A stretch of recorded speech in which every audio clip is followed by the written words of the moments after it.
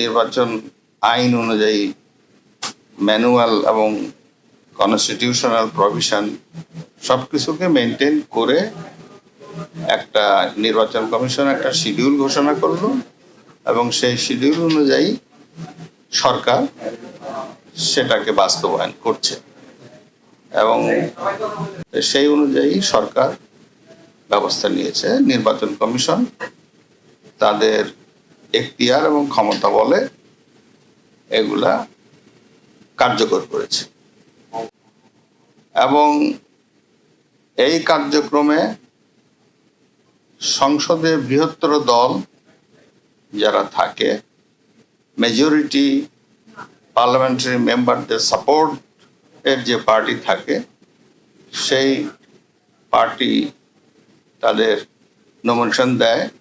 বিরোধী দল থাকলেও বিরোধী দলও নমিনেশন দিতে পারে, সে অধিকার প্রত্যেকের আছে। যে কোনো সংসদ সদস্য তাদের দল থেকে মনোনয়ন নিয়ে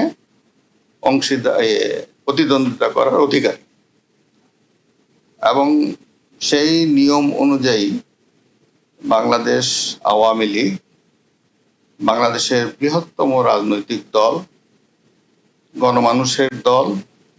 তাদের দলের নেত্রী আপনার হাউসের লিডার তিনি হলেন জননেত্রী বঙ্গবন্ধু কন্যা শেখ হাসিনা। একদিকে তিনি হচ্ছেন লিডার অফ দি হাউস, অপরদিকে তিনি বাংলাদেশের প্রধানমন্ত্রী। তো স্বাভাবিকভাবে এই নিশ্চয়টা তাকে নিতে হয় এবং সেই অনুযায়ী পার্লামেন্টে সামনে নির্বাচন সেহেতু আওয়ামী লীগ পার্লামেন্টারি পার্টির একটি সভা উনি ডাকেন, সভায় সকলের মতামত জানতে চান। আমাদের মাননীয় সংসদ সদস্যরা তারা সকলেই এক বাক্যে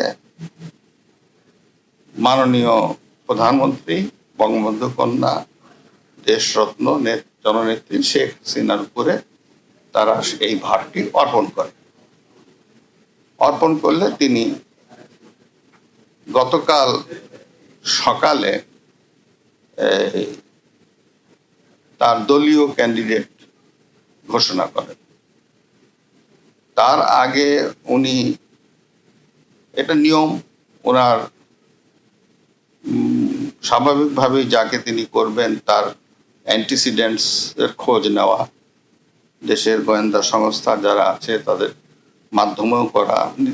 উনি ওনার নজরেও যারা আসছে বিভিন্ন সময় দল থেকে, দলের বাইরে বিভিন্ন ব্যক্তি, তো উনি তো সবই জানেন, A to Z জানেন। এদিকে যেহেতু আগের থেকেই দেখা যাচ্ছিল যে জাতীয় পার্টি, বিরোধী দল তারা রাষ্ট্রপতি নির্বাচনে দলীয় ভিত্তিতে অংশগ্রহণ করবে না। তারা এই দায়িত্বটা সংসদে বৃহত্তর দল বাংলাদেশ আওয়ামী লীগের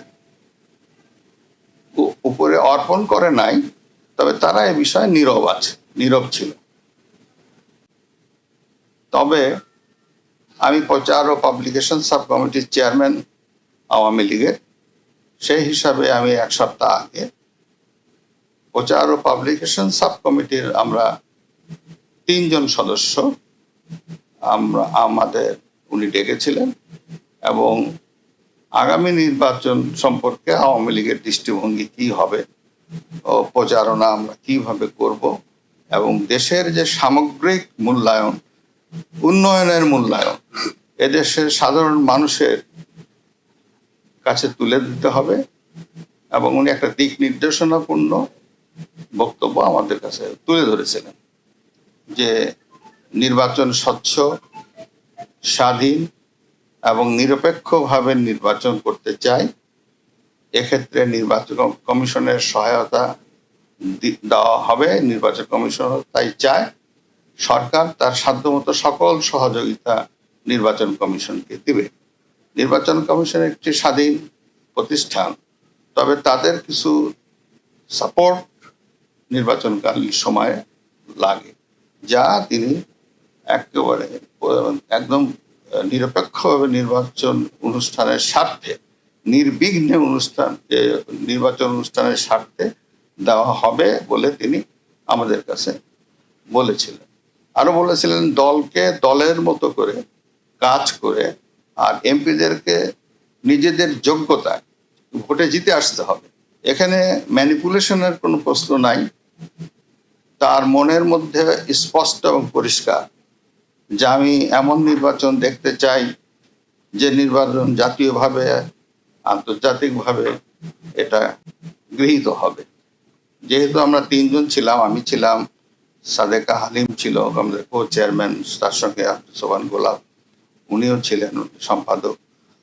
কথা হয়েছে, কথা হওয়ার পরে সে সময়ও কিন্তু আমি বুঝে উঠতে পারি নাই যে সামথিং ওনার মাথার মধ্যে আছে। আমি নির্বাচনে প্রচার ও প্রকাশনা সাব কমিটির চেয়ারম্যান হিসাবে কিভাবে কাজ করব, এই প্ল্যানিং গুলো আমি করব বলেই আমরা সেদিন কথা বলে এসে ভাবতেছিলাম। যারা তৃণমূল থেকে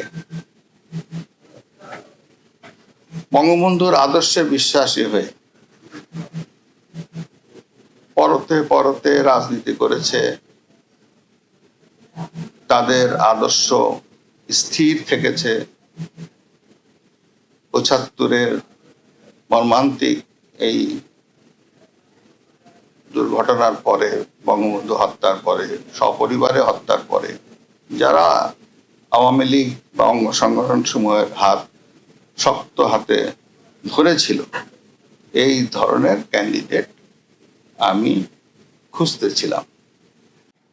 বঙ্গবন্ধুর প্রতি কৃতজ্ঞতা, উনি আমাদের একটা স্বাধীন সার্বভৌম দেশ দিয়েছেন এবং যেই দেশে আজকে আমি, সেই স্বাধীন দেশের আমি আজকে সেনাপ্রধান। সমস্ত শহীদদের প্রতি আমার কৃতজ্ঞতা, সমস্ত মুক্তিযোদ্ধাদের প্রতি আমার কৃতজ্ঞতা। তারা তাদের সোনালী দিনগুলো আমাদের জন্য উৎসর্গ করেছেন এবং আজকে আমরা এই স্বাধীন সার্বভৌম দেশ পেয়েছি। আমার সমস্ত অফিসার, যারা কমান্ডিং অফিসার, যারা আমাকে বিভিন্নভাবে বড় করেছেন, আমাকে শিক্ষিত করেছেন, আমাকে আজকে আমি যেই পর্যায়ে এসেছি সেটার জন্য বিভিন্নভাবে শিক্ষা দিয়েছেন, তাদের কাছে আমি কৃতজ্ঞতা জানাচ্ছি। আমার সমস্ত সিনিয়র যারা আমাকে নার্চার করেছেন, তাদের প্রতি আমি কৃতজ্ঞতা জানাচ্ছি। এবং মূলত যে কারণে আমি মনে করলাম আপনাদের সাথে আমি কথা বলি, সেটা হচ্ছে যে আপনাদের প্রতি আমার কৃতজ্ঞতা। আপনারা অতীতে সেনাবাহিনীর সম্বন্ধে বিভিন্ন যে সমস্ত রিপোর্ট করেছেন, অত্যন্ত দায়িত্বপূর্ণভাবে করেছেন। কোনোদিন আপনারা আমাদের বিব্রত করেননি। আপনারা জানেন সেনাবাহিনীর কিছু কিছু ইনফরমেশন আছে যেগুলো সংবেদনশীল এবং ওই দিকটা বিবেচনা করে আপনারা সব সময় বিভিন্ন রিপোর্ট করেছেন।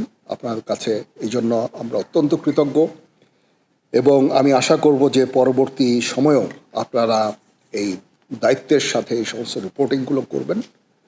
এবং আমি কথা দিচ্ছি যে কখনো, অতীতেও কখনো হয়নি এবং ভবিষ্যতেও হবে না, আমরা যে সমস্ত ইনফরমেশন আপনাদের দিব সবগুলো বস্তুনিষ্ঠ। এবং আপনাদের সাথে যে আমাদের সুসম্পর্ক ইনশাল্লাহ বজায় থাকবে। কখনো কোনো জিনিস নিয়ে যদি কোনো সন্দেহ দেখা দেয় বা কোনো ইনফরমেশন আপনাদের প্রয়োজন হয়, আমাদের আইএসপিআর আছে, আমরা আইএসপিআরের মাধ্যমে ইনফরমেশনগুলো দিই। আপনারা যদি আলাদা আলাদাভাবে ইনফরমেশন নেন তাহলে একটা সমস্যা থেকে যায় যে এক একভাবে হয়তো ইনফরমেশন আপনারা পান। এটা ব্যক্তি বিশেষের পার্সপেক্টিভের একটা ভিন্নতা থাকতে পারে, তখন এটা আপনাদের কনফিউজ করবে। এই জন্য আমরা সবসময় আমাদের আইএসপিআর আছে, আইএসপিআরের মাধ্যমে আমরা ইনফরমেশনগুলো দেই, সো দ্যাট ইনফরমেশনগুলো যেন সঠিক হয় এবং বিভিন্ন ধরনের ডিফারেন্ট ইনফরমেশন যেন আপনাদের কাছে না যায়। সেনা প্রধান হিসাবে আমার প্রধান দায়িত্ব হচ্ছে সেনাবাহিনীকে সবসময় যুদ্ধের জন্য প্রস্তুত রাখা, বিভিন্ন ভবিষ্যৎ চ্যালেঞ্জের জন্য প্রস্তুত রাখা। সেই কাজটাই ইনশাল্লাহ আমি করে যাব। সেনাবাহিনী ইনেট টু সিভিল পাওয়ারে তার দায়িত্ব পালন করে। যদি সরকার আমাদের সেই দায়িত্ব দেয়, ওই দায়িত্ব আমরা নিষ্ঠার সাথে পালন করব। দুর্যোগ মোকাবেলায় যখন সরকার আমাদের নিয়োগ দিবে, ইনশাআল্লাহ আমরা সেই সমস্ত দায়িত্ব ভালোভাবে পালন করব। দেশ গঠনে আমাদের নিয়োগ দিলে সেটাও করব। বিশ্ব শান্তির জন্য আমরা কাজ করে যাচ্ছি। আমরা ইউএন মিশনে আমরা ডিপ্লয় হই, বিভিন্ন ইউএন অপারেশনগুলো আমরা করি, শান্তি রক্ষার জন্য, বিশ্ব শান্তির জন্য আমরা কাজ করে যাই। সেগুলিও ইনশাআল্লাহ জারি থাকবে। এবং আমি আমার প্রাক্তন সমস্ত সেনাপ্রধানদের প্রতি আমি কৃতজ্ঞতা জানাচ্ছি। ওনারা আজকে ওনাদের শ্রম দিয়ে, ওনাদের মেধা দিয়ে আজকে যে অবস্থায় সেনাবাহিনীকে রেখেছেন, আমি সেই অবস্থা থেকে সেনাবাহিনীকে আরও সামনে এগিয়ে নিয়ে যেতে চাই। ওনারা অনেক পরিশ্রম দিয়ে করেছেন এবং সেনাবাহিনীকে একটা অত্যন্ত সুন্দর জায়গায় আমি পেয়েছি আমার এর আগে সেনাপ্রধানের কাছ থেকে। ইনশাল্লাহ আমি ভবিষ্যতে সেনাবাহিনীকে এগিয়ে নিয়ে যাওয়ার আমার সর্বাত্মক চেষ্টা আমি জারি রাখব এবং দেশ এবং জনগণের প্রয়োজনে যখন প্রয়োজন হবে আমরা সর্বদা নিয়োজিত থাকব এবং জাতির পাশে থাকব ইনশাআল্লাহ। তো এই হচ্ছে দেশ জাতির কাছে এবং আপনাদের কাছে আমার অঙ্গীকার। মোটামুটি এই কয়েকটা কথাই আমার ছিল। আপনাদের যদি কোনো প্রশ্ন থাকে, কিছু জানতে চান, আমার সাথে কোনো কিছু শেয়ার করতে চান, ইউ মোস্ট ওয়েলকাম। জি, আমার অতীতে যা সেনাপ্রধানরা যারা কাজ করেছেন অত্যন্ত ভালোভাবে কাজ করেছেন। তারপরেও শৃঙ্খলা একটা ইস্যু থেকেই যায়। সেনাবাহিনীকে সবসময় সুশৃঙ্খল রাখতে আমি কাজ করে যাব।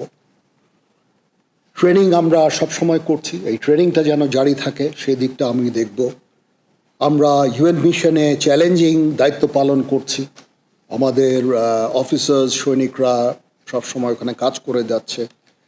এইটাও একটা চ্যালেঞ্জ এবং এটাকে সামনে নিয়ে যাওয়া এবং এটা জারি রাখা, সেই কাজগুলো আমি করব।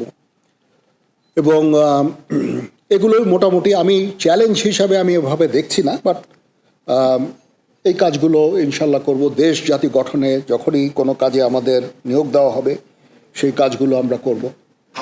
এটার প্রধান কারণ হচ্ছে আপনাদের কাছে কৃতজ্ঞতা জানানো।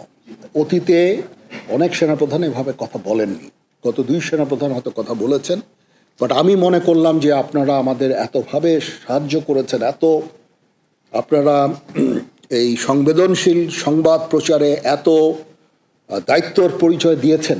আমি যদি আপনাদের সাথে কথা না বলি সেটা মোটেই সমীচীন হবে না। আপনাদের প্রতি কৃতজ্ঞতা জানানোর জন্য বেসিক্যালি, এবং পরবর্তীতেও যেন আপনারা আমাদেরকে এইভাবে সাহায্য সহযোগিতা করেন, সেই জন্য আমি মনে করেছি যে এটা আমার জন্য অত্যন্ত জরুরি যে আমি আপনাদের সাথে কথা বলি। প্রথমত হচ্ছে যে আমরা এঙ্গেজড সমস্ত দেশগুলোর সাথে। মায়ানমারের সাথে আমরা এঙ্গেজড। আমাদের ওখানে ডিএ আছে, প্রতিনিয়ত ডিএদের সাথে তাদের সরকারের যোগাযোগ আছে এবং আমাদের মধ্যে একটা আন্ডারস্ট্যান্ডিং আছে। আমি এই মুহূর্তে মনে করি না যে তারা নিজেরাই নিজেদের দেশে অলরেডি একটা সিভিল ওয়ারের মতো নিয়োজিত আছে। সিভিল ওয়ারে তারা কোনো ধরনের অ্যাগ্রেসিভ কোনো কিছু করবে আমি বেসিক্যালি আমি মনে করি না। তারপরেও আমাদের সেনাবাহিনী সব সময় এই প্রস্তুত আছে। নেভি আছে, নেভি তার পেট্রোলিং বাড়িয়েছে, সেখানে তারা ফ্রিগেট পাঠিয়ে সবসময় পেট্রোলিং করছে। বর্ডার গার্ডও প্রস্তুত আছে, যারা সেন্ট মার্টিনসে ডিপ্লয় থাকে সবসময়, এটা আগেও ছিল। বাট ইন ডুইং সো আমরা কোনো ধরনের প্রভোকেশন আমরা করি না। মায়ানমারের সাথে আমাদের রোহিঙ্গা ইস্যু ছাড়া there is no other issue. আমরা চাই যে তারা এই রোহিঙ্গাদের ফেরত নিয়ে যাক। তাছাড়া তাদের প্রতি আমাদের অন্য কোনো ধরনের বিদ্বেষ বা কোনো ধরনের সমস্যা আমি দেখি না। So we are engaged with them. এবং ডিফেন্স ডিপ্লোমেসি একটা জিনিস বলে একটা কথা আছে, যখন 2 ফোর্সেস একে অপরের সাথে কমিউনিকেট করে, সেই ফোর্সের পক্ষে হঠাৎ করে যুদ্ধ শুরু করা ভেরি ডিফিকাল্ট, এটা হয় না, ঠিক আছে? এই জন্য ডিফেন্স ডিপ্লোমেসিও ইজ ভেরি ইম্পর্টেন্ট। আমরা তাদের সাথে এঙ্গেজড আছি, সবসময় কথা বলছি এবং শান্তিপূর্ণ উপায়ে আমাদের এই রোহিঙ্গা ইস্যুটা আমরা সমাধানের আমরা চেষ্টা চালিয়ে যাচ্ছি। আমরা কখনো হতাশ নই। আমি মনে করি যে একদিন না একদিন ইনশাআল্লাহ এই সমস্যার সমাধান হবে। আমরা সবসময় তাদের সাথে এঙ্গেজ থাকব। তো